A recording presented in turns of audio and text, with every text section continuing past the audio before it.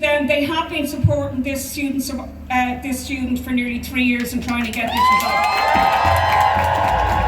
Very important to acknowledge, that they have been doing that. I want to just also say the excuse that she didn't take a case and therefore it was limited to what we could do. We've seen cases this week where a man had the most disgusting child sexual abuse imagery and he didn't get a sentence. So, we weren't here today with survivors, and I salute them, all of them who are here. Please give them a huge cheer.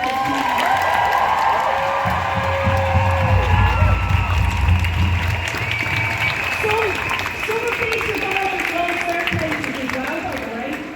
Others had them rejected by the DPP.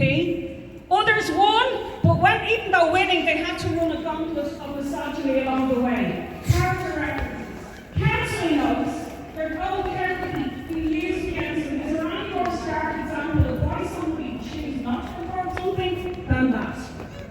And if this system really cared about survivors and about actual prosecution for sexual violence, it would find a way to stop the use of counselling notes. During the banking crisis, during COVID, all these things became possible that were never possible before. Remember? Big land convictions. You could have an abortion without going to see a doctor twice.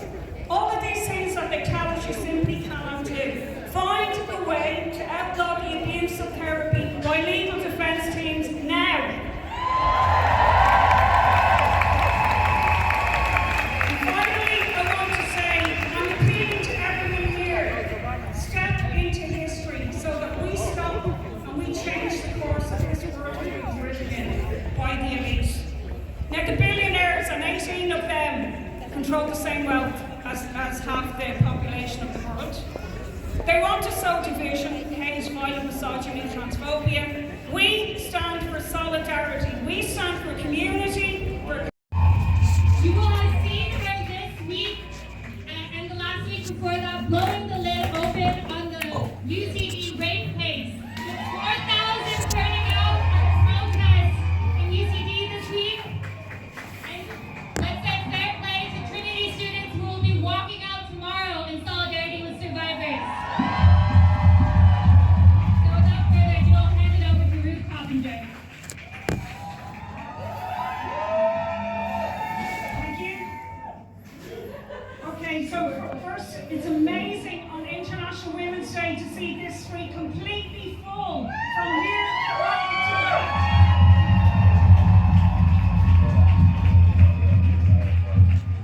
we are marching today with millions worldwide against the backdrop of Iran being pummeled. Palestine, 2.5 years of genocide. Years of genocide in Sudan, and so many countries seeing violence and war. And the first International Women's Day protests ever were against a similar backdrop where the drums of militarism and the drums of war were beating. And the roots of International Women's Day are very firmly anti-imperialist, anti-war, anti-national chauvinism, and anti-racism. The very inspiration for the first International Women's Day to be called by a socialist, Farah Zetkin, was migrant women workers who were on strike for basic rights. Now it's shameful that our government is so cowardly in front of US big business and US imperialism. Helen McEntee is no doubt attending an International Women's Day event today. She's celebrating International Women's Day, but she's not even sure if it's illegal for 200 girls to be killed with bombs falling on their school in Iran.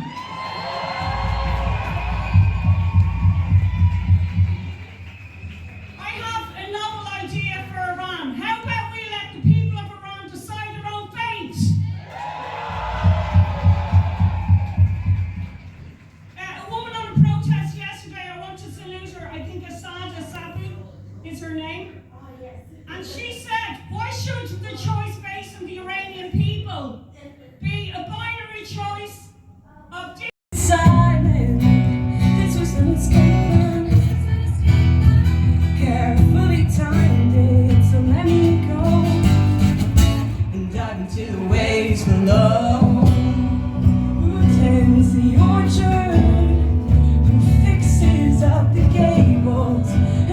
emotional torture from the head of your high table. Who fetches the water from the Rocky Mountain spring and walk back down again to feel your words and their sharp sting? And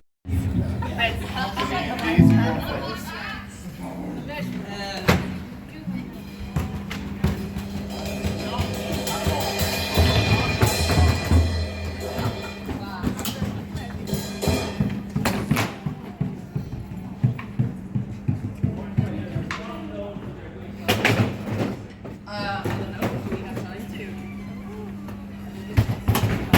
Anything else? Let me see if I can put this to me somewhere and play it, but also say, huh?